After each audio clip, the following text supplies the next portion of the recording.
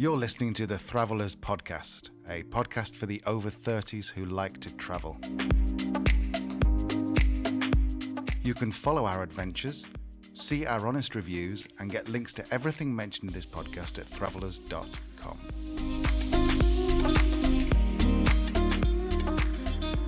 Hey, just a little quick one here. When we were recording this episode, we kind of messed up a little bit on the audio settings. So, although Leanne sounds great as she always does, then I sound like I'm about 60 meters away from the microphone. So I've tried to increase the volume of this, but I think you might end up having to turn your volume up a little bit on this one.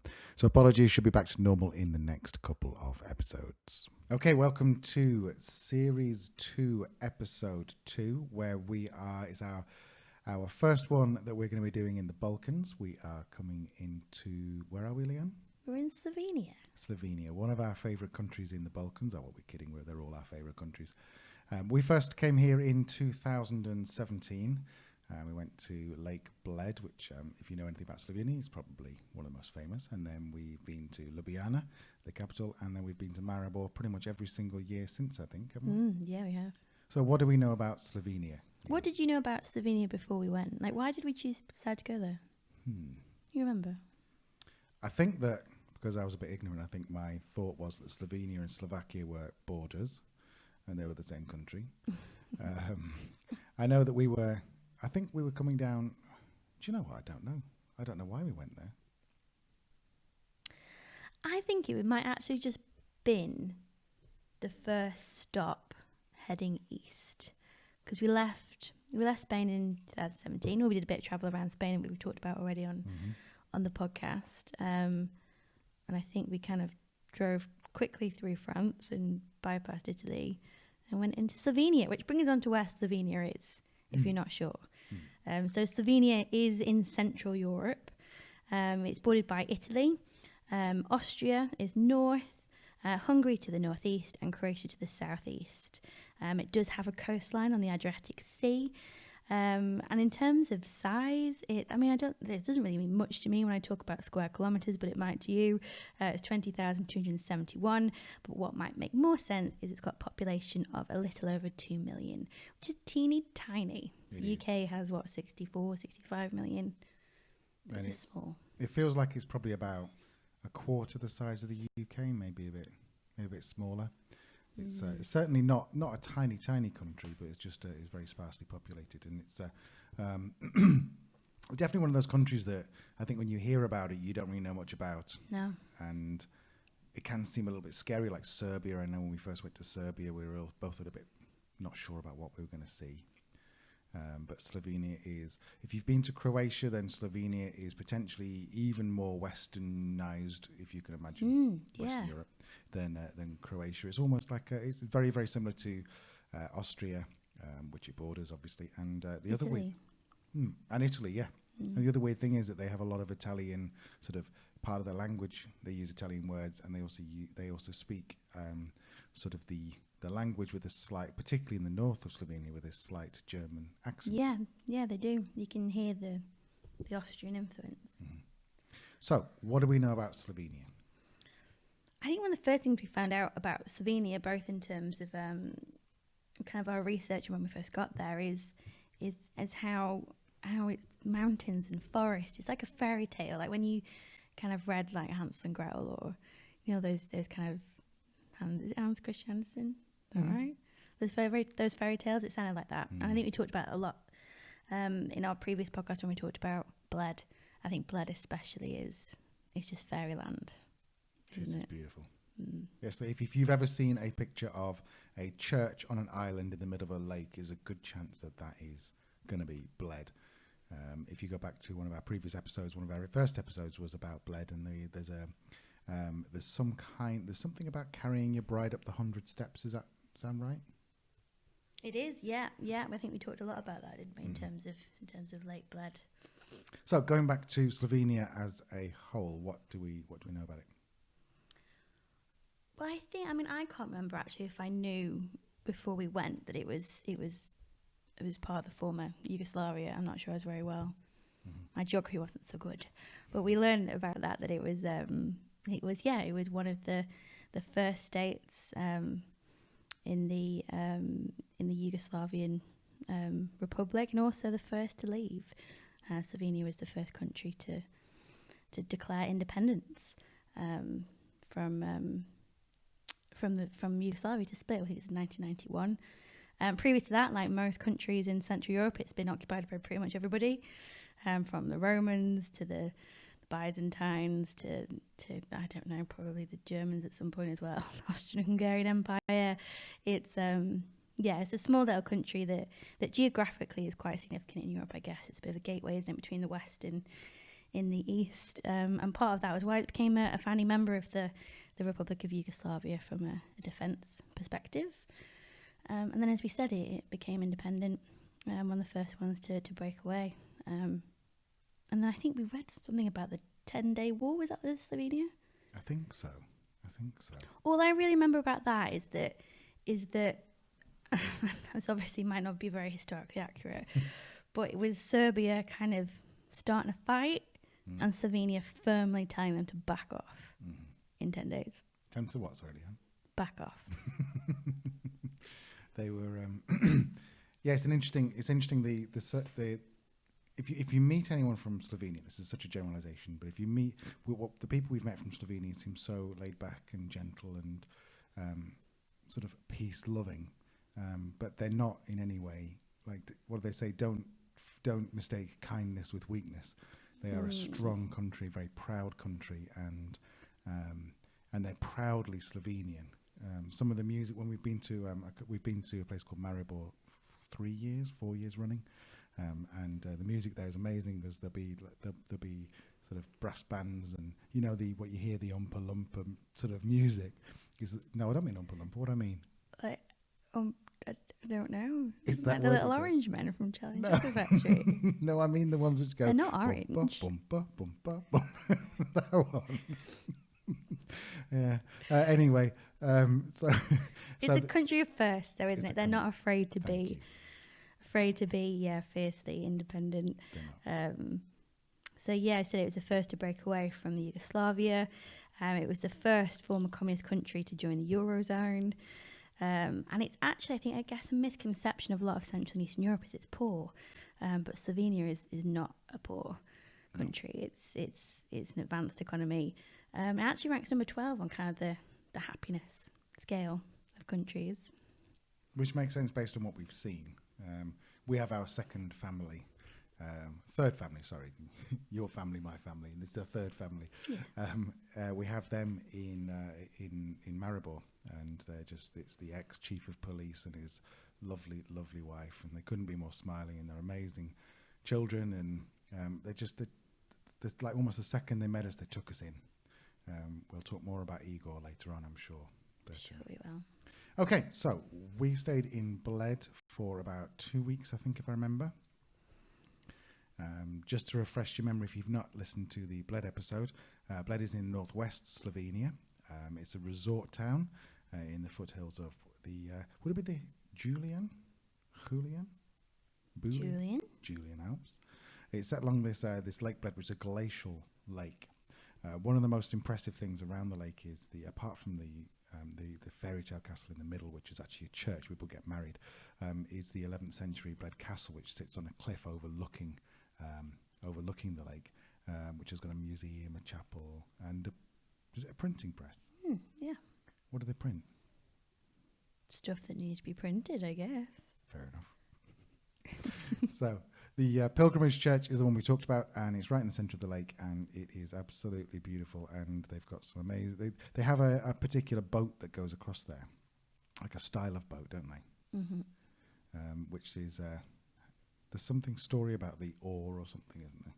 I think we really failed to tell the story in the last podcast as well. Moving on then. So, why go? I think, as we said, it's just really pretty. I think it's, it's firmly tourist land, isn't it? Mm-hmm. You're going to pay a bit more for your meals and drinks, and but I think it's just one of those things you have to see. It's incredible. And particularly we went in autumn, which I think just adds to the kind of the fairy tale look to it all. I think Slovenia is the best place in the world to be for autumn. I agree. I agree. It's got all of the beautiful colours that you get in the UK, but it's still relatively warm because it's basically on the Med. So autumn, you can wake up to mist hanging over these beautiful alpine houses, but then during the day it can burn off. It could be 25 degrees in October, and it's such a great place to be. Yeah, and it's pretty small Bled, isn't it? You're talking like more of a village to town than anything big. There's a little over 8,000 people that live there, so it's quiet, it's country, it's rural. Yeah, great walks, great scenery, great food. Yes, and it's very much a mixture, a fusion between Italian and the former Yugoslavic. So you might have some Bosnian food with an Italian twist. There's a lot of truffles and pasta and I thought the interesting thing about Slovenia there, because we found that in Croatia, which we'll talk about, I think it's next episode we'll talk about Croatia and the fusion food there, which is very much influenced by Italy. I think the interesting thing, particularly in Bled, which is a bit further north, is there is that Austrian influence. Without a doubt, there's lots of schnitzel, sausages, yeah, sauerkraut. And they're big on beer as well. So they're big on beer, they're big on wine, particularly, well, anywhere in Slovenia. There's some amazing wines from Slovenia. It's one of those weird things where you would never think to go in Tesco's to the Slovenian section and go and buy wines, but there's some incredible wines from Slovenia, and something we'll look back to very, very shortly about wine. So we went from Bled. Where do we go after that? So from Bled we went to Ljubljana, which is the capital and the largest city in Slovenia. I mean, we say it's large, it's still pretty small, 290,000 population. So yeah, biggest in Slovenia, but still pretty small in comparison to the cities that probably frequent travellers or people from the UK or America used to. It's capital, it's the hub politically, culturally, education. It's where everything happens. It's pretty much bang in the centre of the country as well, isn't it? So if you're looking to spend a couple of weeks in Slovenia and have a base to travel from, Ljubljana is probably a pretty good show, actually. Was it about an hour and 20 from Bled, would you say? Yeah. Probably about 2 hours from the southern coast. Yeah, Slovenia isn't big. I mean, to put it in perspective, like Ljubljana is pretty much in the middle of the country, and you're talking about 200 miles south of Munich, about 160 miles east of Venice, and about 220 miles south of Vienna. So I guess for a base to explore the region, actually, it's a pretty good place too. Definitely. So why would you go? Why would you go? Well, that's difficult to answer because I've been. It's as fairy tale as Bled is. Ljubljana is almost the same in, like, it feels like you could be walking through the centre 400 years ago, because they've got these beautiful bridges across. Like most European cities, there's a river goes through the middle of it, which is called the Drava. Is it? I didn't think you'd know that. I don't know. I think it is. Nice. I don't know. I'm going to Google that while you keep talking. So there's a river of the middle, and so there's lots of these bridges that link both sides of the river across the using these bridges, and they've got sort of ornaments and monuments on the river. You go along there in the autumn, and there's lots of people selling roast chestnuts, which you can just smell from miles and miles away. But then you've got the sort of the old-fashioned feel to it, but then you've got the really modern bars and restaurants, which particularly along the riverfront. If you've ever been to any modern European city, for example Barcelona, where you see any kind of waterfront bar, it's quite similar, and they've got lots of outdoor space, they've got beautiful food. Do we have a result from Google for the... Yes, it's not the Drava. Oh, I was so impressed then. I know, I sounded quite convincing, didn't I? You should have left it at that. Yeah, well, yeah, but someone might fact check us and write an angry letter, and we've not got time for that. Who are they going to write a letter to? We don't have an address. They might email. No, it's called the Ljubljana. Nice accent. Thank you. Yeah, so that's the river that runs through Ljubljana. Interesting fact with the J's in a lot of the former Yugoslav countries, they are pronounced as an I. So this is written as Ljubljana, but actually it's Ljubljana because it's pronounced as an A. Anyway, I digress. So we went there in October, November. It was autumnal, one of our favourite words. Highs of 16, lows of 7. We stayed in a lovely apartment, about 20 minutes walk to town, which I think cost us. How much did that cost us? 60, 70 euros for the night. It wasn't particularly cheap, but we only stayed a couple of nights, so you always get better deals if you stay a bit longer, don't you? You're only there in a short time.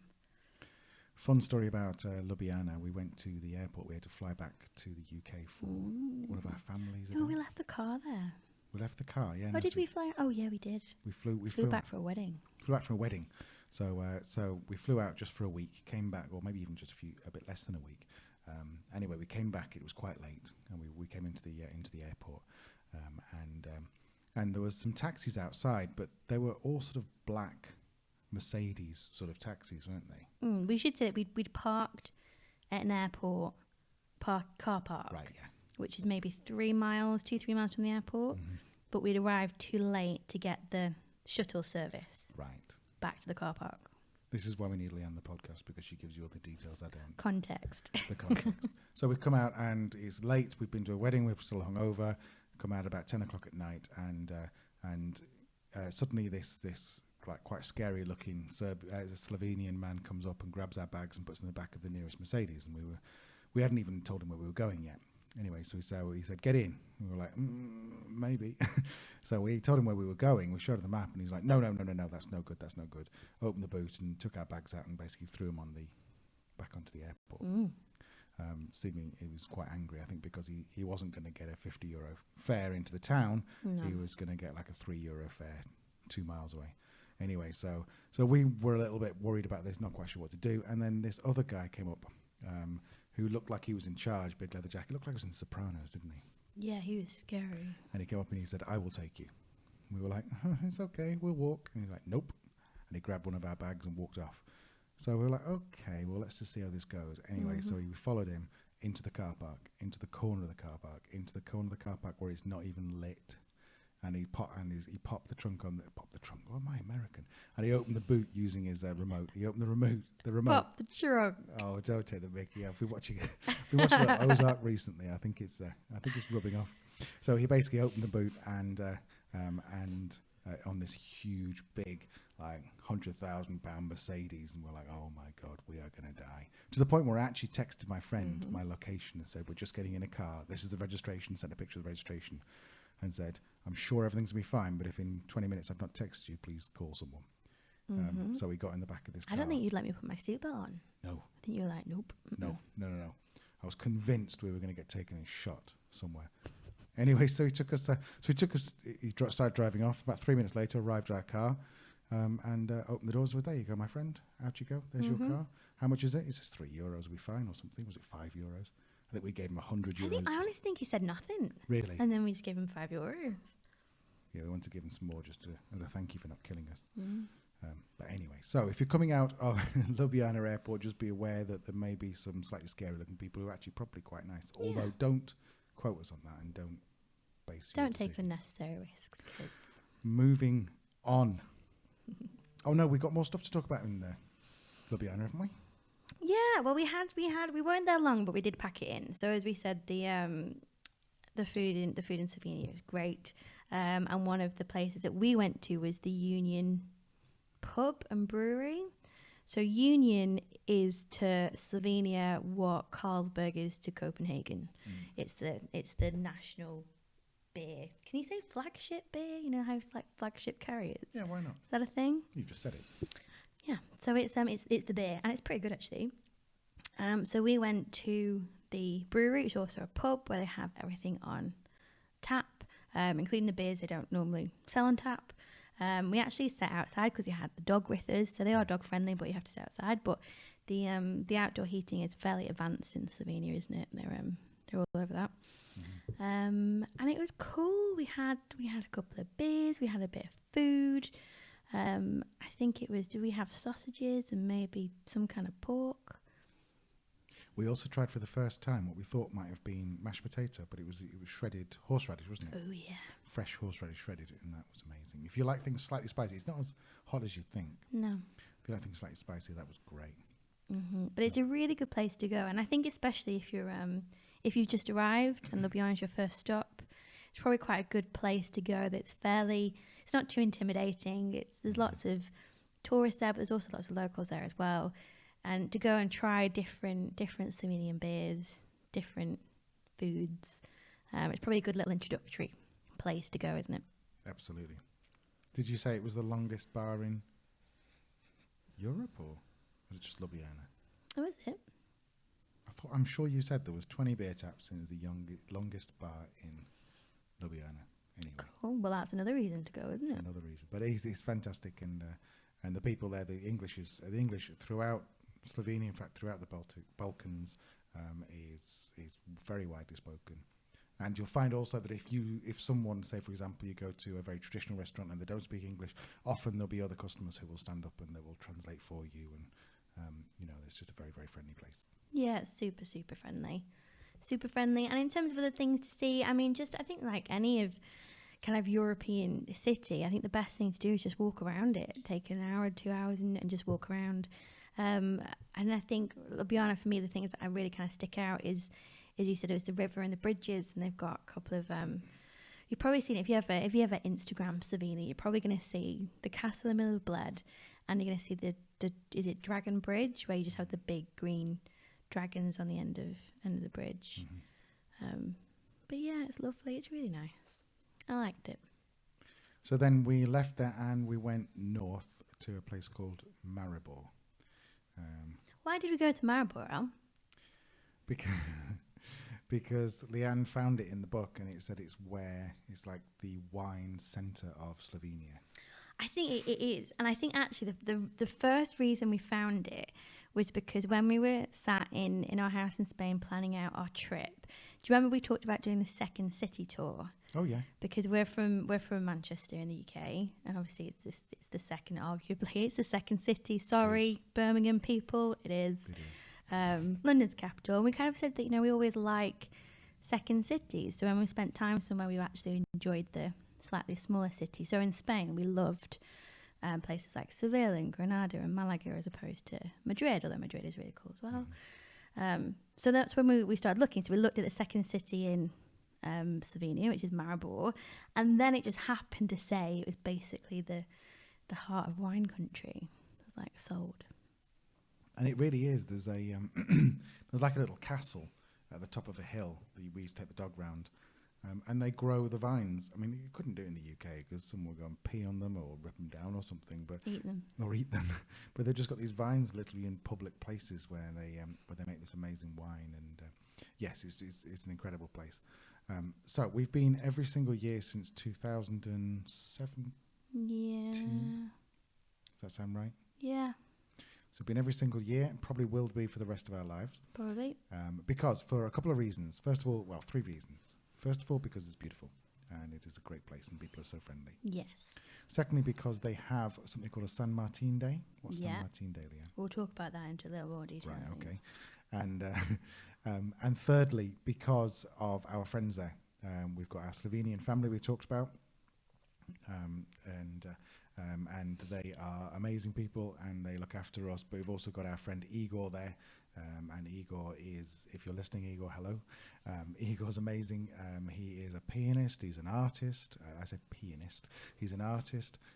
He is also one of those people who, I mean, he's a little bit older than us, and he's one of those people who, when you first meet, you're like, well, I'm not sure whether he likes us. I think we should talk about our first meeting with Igor, actually. Tell the story. I think we should.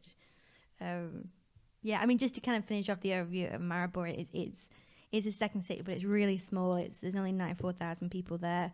It's really quite small, isn't it? You can probably walk around it in an hour. Mm-hmm. But with being the second city, it's also a lot cheaper. So we paid about €40 a night. We've stayed in different places with the same guy, actually. We should maybe put his details on the show notes, because definitely. He is a brilliant host. Tim, yeah. Hi, Tim. He put us up in an apartment a little bit out of town, and another one which kind of in top floor of a house. which was right in the middle, which was a brilliant location. So let's talk about Igor. So back to the wine. So it also has the oldest vine in Europe, which grows outside of the wine museum, which is where we met Igor. It is. So how did it happen? So as Al said, they have the San Martin Festival there every year on the 11th of November, and it starts at 11 minutes past 11. And the reason for that is that the Mariborians, is that what you call them? Believe that at 11 minutes past 11 on the 11th of November, muscat, is that right? No, it turns into wine. There's a word for things that become, if you're probably shouting at into your headphones now, there's a word that in Spanish was must something. We'll put it in the show notes, but there's a particular word for wine where it's just still fermenting and then it suddenly turns into wine. And so the Slovenians don't really believe it happens at 11 on the 11th, but it's just a really significant point where it says, right, from 10 past 11 it's undrinkable, 11 minutes past 11 it's drinkable. Mm-hmm. So this festival, it happens on the 11th, but there's usually events that run up to it the week before. And one of those events was a wine duel, which was held at the Old Vine House, which is what the oldest grapevine in the world grows from. So we went, and it was a duel between Slovenian wine and Macedonian wine. So we went in, and we hadn't bought tickets. And there was a lady on the desk who very kindly said that we could join, and put us on a table for two, kind of on the outskirts of the party. And then just before it all kind of started, she suggested that we move to a table, share a table with an elder gentleman who was very, very grumpy looking. A bit scary. We were like, we're all right here, it's fine. But no. She clearly wanted to give the table to someone else who was a bit more important than us. So we sat down next to what we now know as Igor, and he looked at us and he looked at us to basically say, why are you here ruining my evening? I don't want to talk to you. So we kept ourselves to ourselves the first 10-15 minutes, but conversation started about the wines, as it always does after you have a couple of glasses of wine. And he asked us where we're from. Now, we normally would say we're from the United Kingdom, but in this particular case, I think... No, he prompted it. So he said where are you from, and I think we said the UK, and then he asked us if we had any Celtic in us, which we do. We have lots of it. So we explained that Al's mum is Scottish, and my family heritage is Irish, and I grew up in Wales. And from that point on, he just switched, didn't he, like that? It was like all of a sudden, different guy. So I guess he doesn't like the English. I'm guessing he doesn't. So maybe don't go and see Igor if you're English. But he was and he was so hospitable, and he was explaining to us about the wines. And at the end of it, he said to us, "What do you think about the wines?" And we said, "Who won?" And I think we said Macedonia won. Yeah, we did. We should have known better than that. Oh, it's the wrong answer. We were just honest, but yeah. And he said, "Right, you're wrong. Meet me here at midday tomorrow." And we were like, again, back to the airport problem. We thought we were going to get shot by the Maribor mafia. But we just wouldn't turn up. Well, yeah, but we did turn up. Or he wouldn't turn up, I mean. Yeah, that was it. So we did think that he wouldn't turn up. Mm. But we turned up at 12 and... He was waiting for us. So the old wine house, I guess, is it's obviously a very old building because it's got the vine growing on it, which I think is it like, I can't remember, 800 years old, maybe 900? At least, yeah. Pretty old. So it's been beautifully restored, and it's now a museum and an event centre, and it also sells lots and lots of Slovenian wines that you can go in and taste. So I think most people can just go in and taste some wines that they'll suggest, and I think you pay by the glass, don't you, for a tasting glass. But Igor is very well connected in this place. Do you want to tell? Do you want to tell them why? Because there's a big tapestry. Like that's probably not the right word.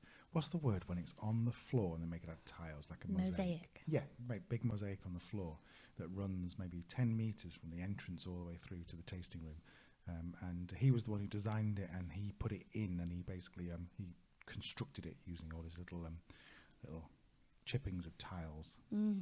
Took him months and months. Yeah. So he's very well connected in there. So we went to the bar. There's no sitting down. We stood at this tiny little bar, about 3 foot wide, 3 foot long. Yeah, if the Union Bar in Ljubljana is the longest in Slovenia, this might well be the shortest. And the first thing he said, he didn't ask us what we liked. He didn't ask us what we wanted. He just went, "Good morning, drink this." And he was very stern again. Very stern. Been reset. I want to call it the Igor reset. Confirm sober. Every time we've met Igor, like for the first 20 minutes, he's a bit like, "Oh, why are you here again? Why are you ruining my life?" And then you see a little cracker smile on his face, and then from that point forward, he's the loveliest man you're ever going to meet. So he started pouring us some wine, and that didn't stop for about 3 hours, did it? Do you know, I think it was only an hour. I think we just packed it in. But the great thing about Igor with him being connected is you weren't limited to the wines that they'd typically give you to taste. Or I guess he had the knowledge to get them to open the ones that he thought we should taste and were good. So I think we must have tried 12 wines. We're not talking like 25 millilitres. We're talking probably 100 millilitres per. So, yeah, that's like almost 2 bottles of wine in about... Well, it felt like 3 hours, but maybe it was only an hour. And based on the fact that we'd also been out the night before drinking Macedonian and Slovenian wine. So suffice to say that by 3 o'clock we were back in bed, I think. Yeah, I think it was an early night, that one. But the brilliant thing is that whether you've got an Igor with you or not, they're super friendly there, and they'll happily talk you through in perfect English the different regions of Slovenia, the different wines, and sample them. I'm not sure Igor has ever actually let us pay. We've done it a couple of times since, haven't we? I'm not sure he's ever let us pay for it, but I think I remember seeing it was about 15, 20 euros to taste 6 wines. Does that sound about right? Sounds about right. It's not expensive, and they're not shy with the measures either. No, they're not. And these are some of the best wines you're going to try. If you ever go there, then look for something called like M, I think it's called. Is it M? Yes. They do an M Extreme, which is a Sauvignon Blanc. Yes. And then they've got different types of M's. So they've got not a Chenin. I can't think of the other ones. They've got a really unusual sweet one as well. That's what's the ice wine? Is it that? Yeah, it could be ice wine. Or is it the Noble Rot one?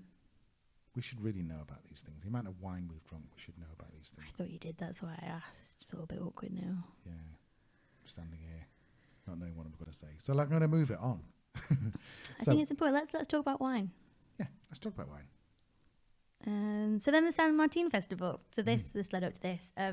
So when it was actually this morning, wasn't it, that we found out about San Martin, the actual day itself. That morning of the... Yeah. And Igor basically... Because we were meant to leave on the day of it.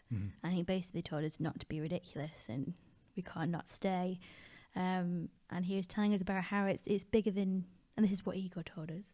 But it's bigger than New Year's Eve. It's a big old street party that starts at 11 and finishes in the early hours.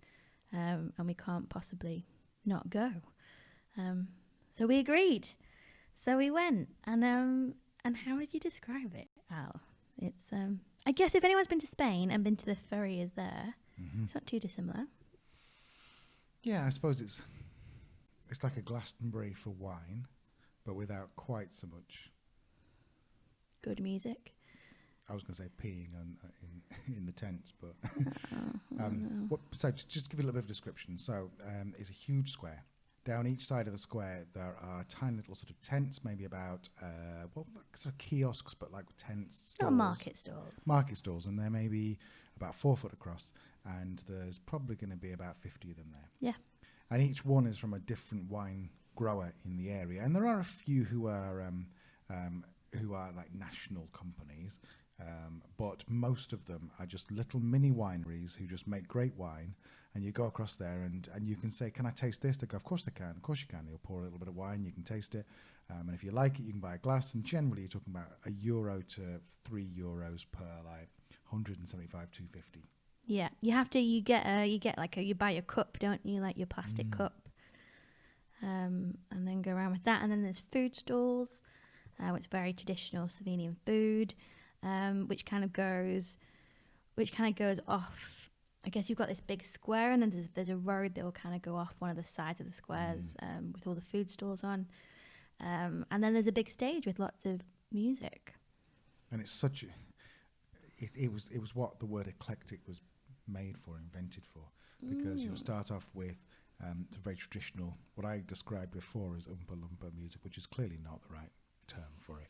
But so brass band, sort of like very Germanic sort of music, and then you'll go. Then within 5 minutes, we've got a guy with a lime green mohawk climbing the riggings. Yeah, doing covers of Bohemian Rhapsody and then it goes to choirs, and then it goes to old men with cellos, and it is just the most crazy, amazing experience ever. It is brilliant. If you go, one thing to look out for is after they declare that the festival open at 11 minutes past 11, what's he called? Like the chief wine I call him Tashi Man because master. he's got an amazing moustache, but he's the guy who's the only guy to pick and make wine from the grapes from the oldest vine, isn't he? He's that guy. And he goes round he has a big barrel on a trolley, and he's very fancily dressed, and he goes around each of the stands that have come to the festival and asks them for a bottle of wine, which he then pours into this big barrel, I guess as some kind of symbol that the wine is now ready, so we all drink it, a token of, I don't know. He takes up on stage and he pours the first glass, and yeah, and I'm not sure whether he drinks. Probably quite nasty, actually. If you want to see what he looks like, have a look at the show notes, because there's a picture of us with him, or maybe just me with him. Maybe you took the picture. Yeah, he's dapper. Yeah. Good hat. Very good. He's a man who can wear a hat. So if you don't go there in November, then number one, you're a fool. But number two, you should probably check out a couple of the things in the area. So one of our favourites sounds like you shouldn't go, but it's amazing. You should. It's called Jack and Joe Steak and Burger Club. And it's kind of like a Slovenian twist on burgers and steaks. Yeah, it's like just a proper like gastro pubby kind of thing, isn't it? Really, more American themed, but it's good. Normally we'd be like, go kind of burger joints, only because like if you're going out for dinner, you feel like you want something a bit more authentic or a bit more. But it got recommended to us by pretty much everyone we asked. We always ask people, don't we, when we're out and about having a coffee, like where they'd recommend, and this one kept coming up, so we went. And yeah, great burgers, good steaks. Great wine. They also have a pear schnapps there, which you should definitely get. Like a little melon baller. They use that to make. Oh yeah, and Slivovici. Or is it pear Slivovici? I think so. Is Slivovici not plum? Well, it's the pear equivalent then. Pear. So, Perovlici. Pear brandy. Anyway, you should go. They are lovely people and great selection of wine. Definitely go there. Talking of traditional, if you do want traditional, then there is one of our favourite places in the centre of town. Yes. What's that called? It's called Baskasia. Is that how you say it? Baskasia. It's a Bosnian restaurant, actually. Which is, I guess there's a crossover, isn't there, in terms of the food of the former Yugoslavia. But one of the main ones that we fell in love with was cevapi, which is like a small kebab, usually made with a mix of beef, pork, lamb in any combination, spiced with cumin and paprika. And it's basically like a really good, like, you know when you've had a couple of drinks and you get a kebab on the way home. Like a shish kebab. Yeah. And you think that's the best thing you've ever tasted. It's that, but sober. Because it's not particularly greasy either. No, it's lovely. It's really lean. Leanne makes a great version of it. She can make it at home, and she started putting baking powder in it, Is that right? Well, apparently that's what they do. The secret to it is in your mince mix is you put a teaspoon of baking powder in a little bit of water and you put it in. It helps it puff up. So it's like cloudy and soft rather than like a chewy mince.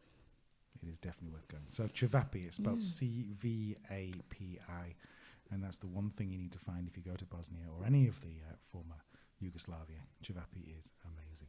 But this place was called Baska Sea.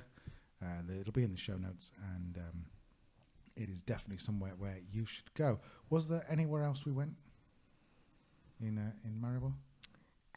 Well, we did go to the place we with our Slovenian family that we did meet through Igor.